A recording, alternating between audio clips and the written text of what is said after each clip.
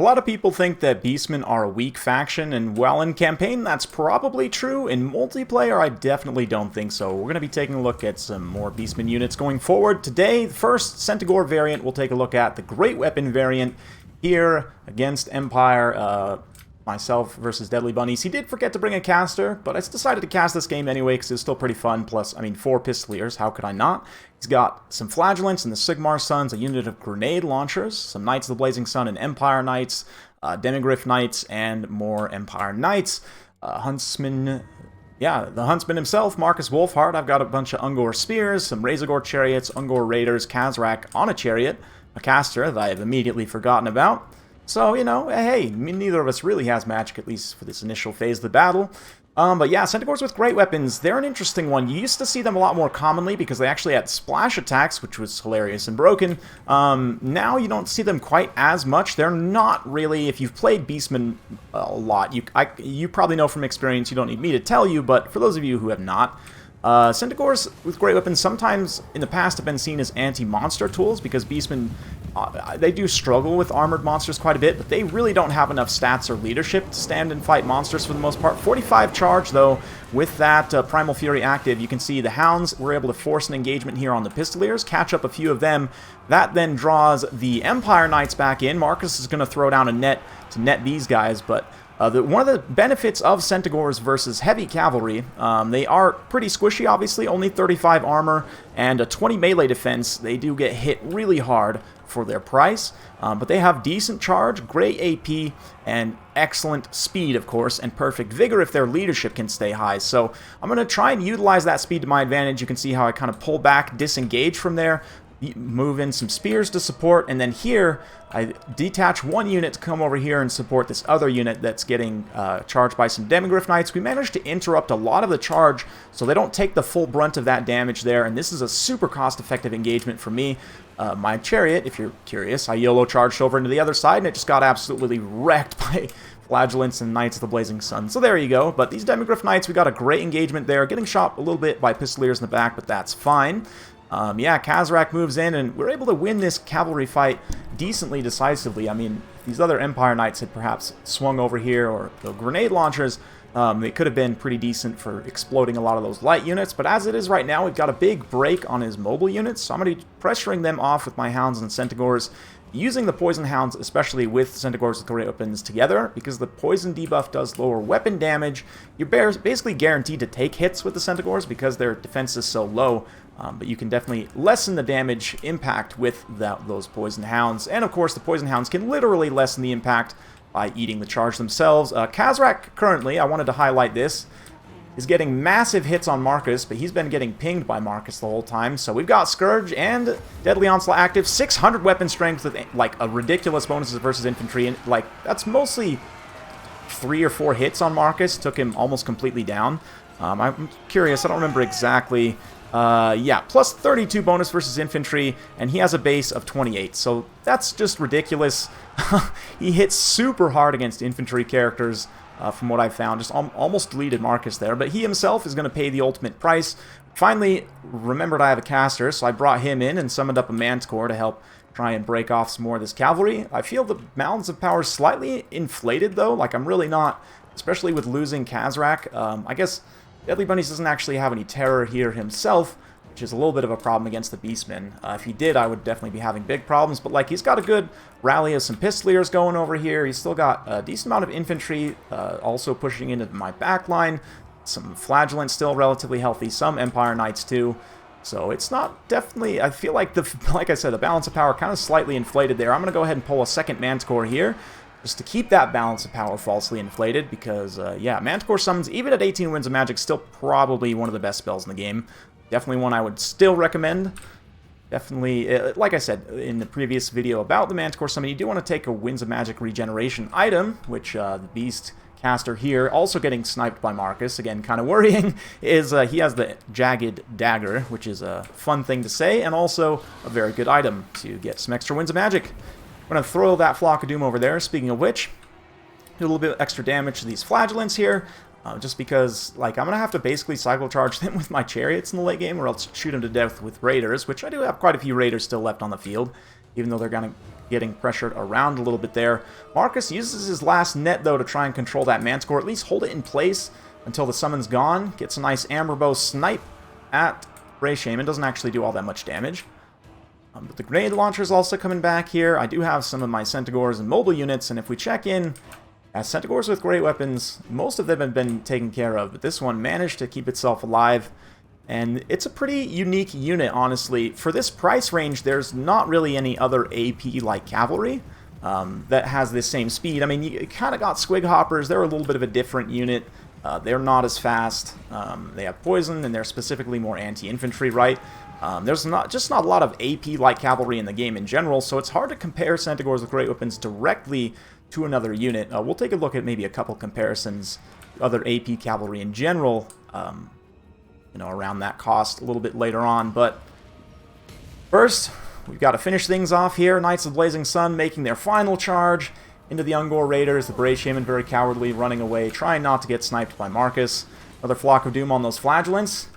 And the Knights, you know, they were thinking about making a glorious final charge, but then they realized it's Ungor Spearman herds. They're going to switch places, go over to these Raiders here. Let's get at least one beautiful charge from the Knights in. It pains me to fight my beloved Empire, but it's all good. All fun and games. Deadly Bunnies and I, and yeah, Big Pun, and yeah, others who is Zachary Schmall here on YouTube. We're all hanging out in chat, playing a bunch of games, just kind of memeing around, so build shouldn't be taken too seriously, and which is why, you know, the lack of caster here I thought was not making this, you know, uncastable. Marcus does eventually get finished off by the Poison Warhounds there, which leads to army losses. Only the Flagellants remain, and that's going to be it. So, yeah. I honestly think, though, if he had, you know, like a Firecaster, very good in this matchup. Deathcaster also can be pretty good in this matchup. It potentially could have beat me there. I don't know. I did get a pretty decisive cavalry engagement there with the Centigors with great weapons. Taking a look at their damage value first, one of them definitely paid for itself and more. One of them just barely paid for itself. The other one not quite there, but definitely, like I said, the mobility, chasing units off the field, like you can see, a lot of these Knights, these Demis, and other stuff still had HP left, the Pistoliers and so on. Yeah, so that was pretty good. Like I said, the Chariot just got absolutely ransacked early on, definitely misused it horribly. But the Hounds, they definitely paid for themselves too, chasing units off and doing all of that. Raiders, very cost-effective, low-tier skirmish, even if they're forced to fight in melee, like by these Sigmar Sons here, who pushed through and got into the backline. They're not pushovers in terms of their melee stats. They definitely can stand and fight for a little bit there. Yeah, the Spearman herd actually trading two of them very cost effectively. Probably one of the best low tier spears in the game. A 400-point spear unit getting 1,000 damage value. Absolutely fantastic.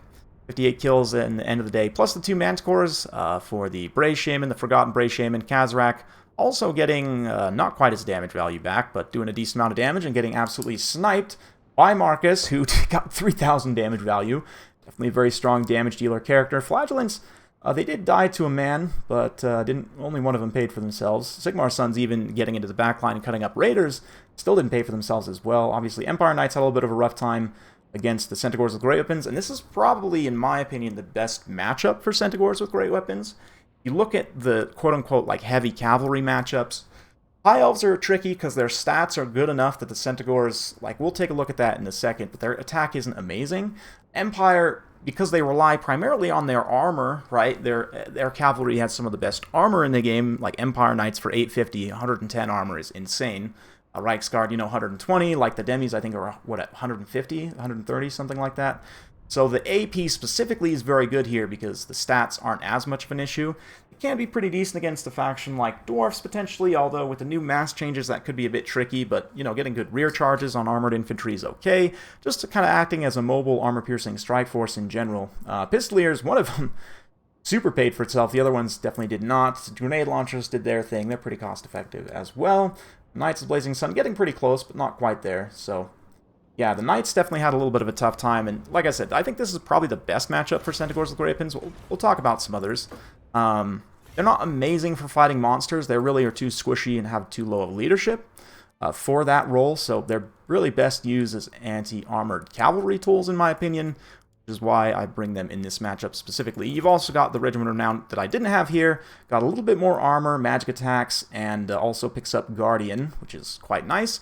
You can get, what, 35% total resistance or more on Kazrak. If he's in melee, you know, with his Scourge ability active, he's getting 20% ward save, plus this damage resistance, rather, plus this 15% physical, plus, you know, if there's any missile attacks, it's 15% missile as well. So he can actually stack some resistances in a pretty interesting way now. Maybe not quite so much as other Chariot Lords, but anyway, definitely an interaction to think about. They do have the benefit of Woodsman and Vanguard, of course, being a Beastmen like cavalry.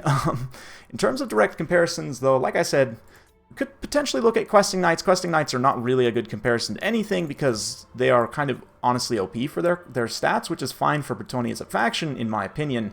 But, I mean, they're only 200 points more expensive, and you can see they're just decisively way better at everything except their speed. So that makes Centigors with Greatweapons look a little sad, but then you can remember, yeah, Bretonnia is supposed to be the best Cav faction in the game, so maybe they should have Cav that's arguably a little bit OP because their other phases are very much lacking. Greenskins have some sort of similarly priced cavalry, but it's pretty different. Like Orc Warboy Biggins, they're so much slower. Yeah, like 22 speed slower. They have less HP, or sorry, more HP too, more armor, a little bit better leadership. 60 leadership is really not great for a unit in this price range. Slightly less weapon damage, but of course they pick up the anti-large, and they are a shock cavalry, so you would expect that they have lower charge. Not by much, though, interestingly enough. So yeah, again, though, that speed differential and just kind of the different role of the unit makes it a little bit tricky for direct comparisons. Yeah. Greenskins armor-piercing cavalry generally is pretty cost-effective too, but the leadership is also a little bit of an issue. Lizardmen, like, I guess, again, the AP cavalry is so much slower and heavier armored, right, than the Centigors, so it's even not that great of a comparison, but Coldon Riders, less model count, much better weapon damage. Obviously much slower, much better leadership, though, and armor and a missile block chance, so Centigors with Greatweapons, you can see kind of by these comparisons, are glass cannons for what they give you. They are an armor-piercing cavalry unit, and being so fast and having Vanguard, they can pull off some really nice, like, ambushes on enemy light cavalry. If you think about who to use them against, obviously Empire I talked about. Bretonnia can be good, although sometimes they outnumber you so heavily in the Cav game that you may need to bring more numbers. Sometimes Centigors Greatweapons can be a little bit more effective, cost ineffective compared to Razorgore herds. Probably one of the reasons why you don't see these Centigors with Greatweapons as much, because Razorgore herds are so cost-effective, but, I mean, they do have more models, less weapon strength, about the same charge. It's an interesting comparison. I mean, the Razorgore herds have a little bit more armor, too. As a unit, they have a similar amount of HP, so they have more HP per model. I don't know, a lot of the time the Razorgore herds are going to be a little bit better of an option, but the Centigors have a few things the Razorgores do not. One of them is, again, 90 speed. With that Bestial Surge, or sorry, Primal Fury active, rather. And they have Vanguard, like I said, so just some different kind of benefits there of the Centigors. Again, back to matchups. To use them against Dark Elves could be an interesting one. You do need maybe one or two armor-piercing units. A lot of Dark Elves units are pretty light, but it may not hurt to have. I'd be curious to see how they trade against Cold One Knights. The benefit, though, is with the speed, like I showed in that matchup, you really need to get positioning to get, like, rear charges and not just take a face-up engagement against enemy-heavy cavalry. Like Silverhelms, they could probably be pretty good against High Elves, I would think. Like, against Silverhelms, like, if you take a straight-up charge from Silverhelms into your Centigors, you'll probably lose. But if you can manage to catch them on some Hounds or some Spears, get them in a side, a rear charge, or in an isolated situation, that's where the speed, which is really, you know, a hard stat to really put a value on because it's so micro-dependent, that's where that comes into play. So maybe I would take them against High Elves as well. Lizardmen, they're going to do good against Lizard Cav, I would imagine, but just the monsters are a problem. Same thing with Norska. Skaven, not really any purpose from them, because the only armored units you'll be fighting are monsters, basically. I mean, apart from Storm Vermin, which you have plenty of other tools of dealing with. Doom Kings is an interesting one. I think the leadership is too low, really, for any of the undead factions for them to be super effective there. Warriors of Chaos is one where the fast speed and armor piercing can definitely be of benefit, since the Warriors of Chaos are just a little bit slower as a faction. That is kind of one advantage you have as Beastmen. So I guess to make a conclusion on all of this, Wood Elves just no. unfortunately for the Great Weapon variant of the Centigors with Greatweapons, there's not really a lot of matchups that I would highly recommend them in, but Empire is one. This is coming from an Empire main. These guys are essential in that specific matchup, so I guess that makes them a pretty decent niche unit. Hopefully you guys enjoyed watching this one. If you do like this sort of content, be sure to like, subscribe, hit that bell notification every time I upload a new video. You'll be notified. Thanks again. We'll see you next time.